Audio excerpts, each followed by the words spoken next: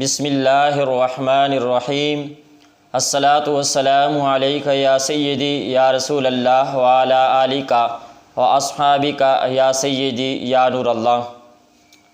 آج جب بھی فیس بک اور نیٹ استعمال کرنے کا موقع ملتا ہے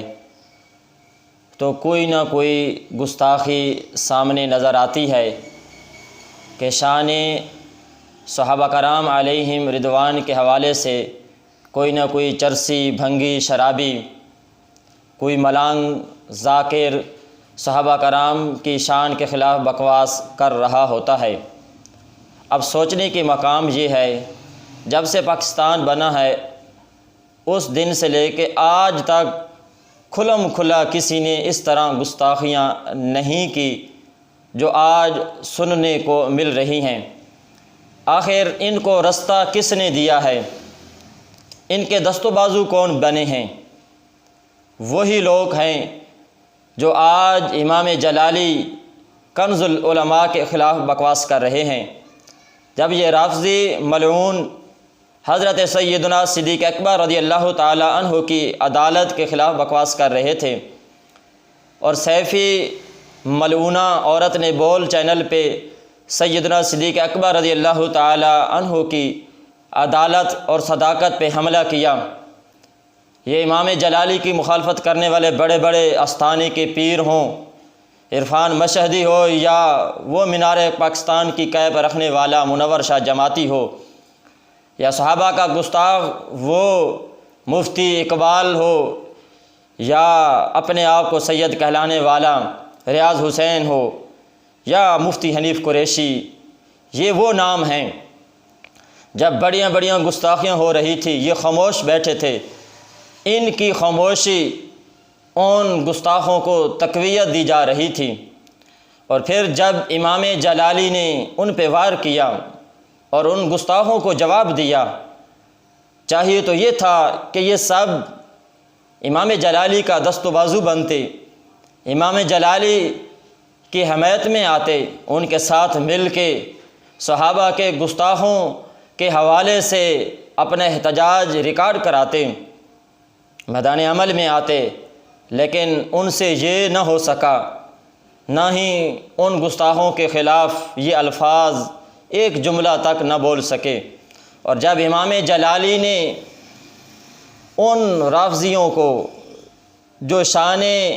صدیق اکبر کے خلاف بکواس کر رہے تھے انہیں جب جواب دینا شروع کیا تو انہی یہ جو اہل سنت و جماعت میں چھپے نیم اور رافضی تھے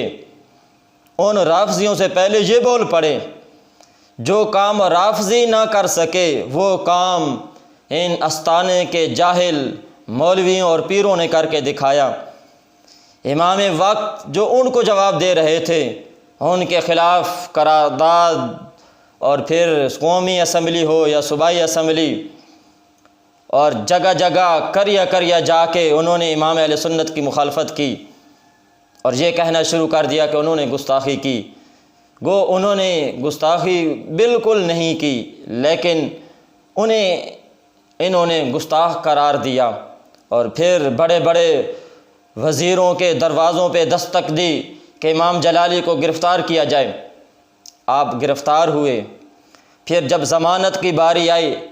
تو یہ رافضیوں کے ساتھ کھڑے ہوئے کندھے سے کندھا ملا کے، اور پھر رافضیوں نے انہیں داد دی کہ فلاں شاہ، فلاں پیر، فلاں مولوی ہمارے ساتھ ہے۔ اب بتائیں، خود اندازہ کریں، جب وہ رافضی وہ ذاکر بکواس کر رہے تھے خاموش رہ کے انہیں تقویت دی، انہیں رستہ دیا، اور پھر جب امام جلالی ان کے خلاف بولے اور عقائد اہل سنت کا جب تحفظ کیا تو چاہیے یہ تھا امام جلالی کے ساتھ کھڑے ہوتے، تو انہوں نے مسلک سے بغاوت کی اور اہل سنت و جماعت کے ٹکڑے کھا کے ان کے نذرانے لے کے سنی عقائد پہ انہوں نے خود حملہ کر دیا اور وہی رافضیوں والی بولی بولنا شروع کر دی،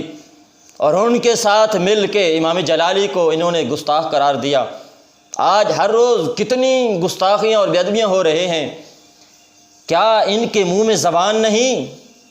یہ بڑے بڑے مشائخ اپنے آپ کو کہلانے والے آج کیوں نہیں بولتے؟ آج کیوں نہیں احتجاج کرتے؟ آج یہ ان گستاخوں کو دلاسا دے رہے ہیں کہ ہم تمہارے ساتھ ہیں، کچھ نہیں ہوگا۔ آج جب آصف علوی ملعون نے شان صدیق اکبر کے حوالے سے بکواس کی، یہ کہاں مر گئے ہیں؟ اب کیوں نہیں بولتے؟ کیا ان کا بس امام اہل سنت، قائد اہل سنت، کنز العلماء ڈاکٹر اشرف آصف جلالی کے خلاف ہی چلتا ہے؟ دوسری بات، اس وقت پوری دنیا میں شان اہل بیت، شان فاطمہ الزہرا رضی اللہ تعالی عنہا کے حوالے سے کوئی خطرہ نہیں، ان کی گستاخی کا کوئی سوچ ہی نہیں سکتا، لیکن شان اہل بیت، شان صحابہ میں گستاخیاں بکی جا رہی ہیں۔ آج ضرورت یہ ہے کہ صحابہ کا دفاع کیا جائے اور صحابہ کے خلاف جو گستاخیاں کر رہے ہیں انہیں جواب دیا جائے۔ یعنی یہ بی بی فاطمہ الزہرا رضی اللہ تعالی عنہا خاتون جنت کا نام لے کے دبے لفظوں میں یہ صحابہ کے گستاخوں کو تحفظ فراہم کر رہے ہیں۔ یعنی ان کو تو سب مانتے ہیں، یہ ظاہر کر رہے ہیں کہ کیا سنی نہیں مانتے؟ سنی تو مانتے ہیں۔ وجہ یہ ہے کہ جو لوگ صحابہ کرام کی مخالفت کرتے ہیں، ان کی شان پہ انگلی اٹھاتے ہیں، انہیں جواب دیا جائے، لیکن ان کے خلاف تو یہ نہیں بولتے، اور بولتے ہیں تو سچے صادق اور عاشق رسول، قائد اہل سنت، وارث علوم اعلیٰ حضرت امام جلالی کے خلاف بکواس کرتے ہیں۔ تو یہی وجہ ہے ان گستاخوں کو اگر کسی نے رستہ دیا ہے تو یہ بڑے بڑے